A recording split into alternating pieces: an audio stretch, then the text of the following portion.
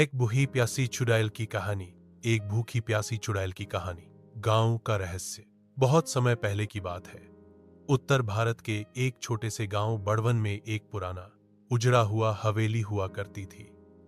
कहते हैं कि रात के अंधेरे में उस हवेली से अजीब अजीब आवाजें आती थीं।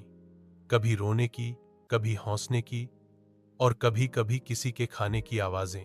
गांव वाले उस हवेली से दूर ही रहते थे, क्योंकि सबको पता था कि वहां एक चुड़ैल रहती है, भूखी और प्यासी, इंसानों के खून की प्यासी। चुड़ैल का अतीत। वो चुड़ैल कभी इंसान हुआ करती थी, रूपा नाम की एक लड़की, जो बहुत सुंदर और भोली थी। लेकिन गांव के जमींदार ने उसकी मासूमियत का फायदा उठाया और फिर उसे मारकर इसी हवेली में गाड़ दिया। उसकी आत्मा ने चैन नहीं पाया और वह बन गई एक चुड़ैल, भूख और बदले से भरी हुई।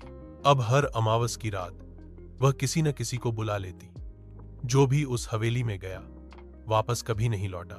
रहस्य का खुलासा। एक दिन गांव में एक नया लड़का आया, राजू, जो शहर से पढ़ाई करके लौटा था। उसे इन कहानियों पर विश्वास नहीं था। उसने ठान लिया कि वह उस हवेली में जाएगा और देखेगा कि सच क्या है। राजू ने अमावस की रात चुनी और अकेले ही मशाल लेकर हवेली के अंदर चला गया। जैसे ही उसने मुख्य दरवाजा खोला, ठंडी हवा का झोंका आया और दरवाजा अपने आप बंद हो गया।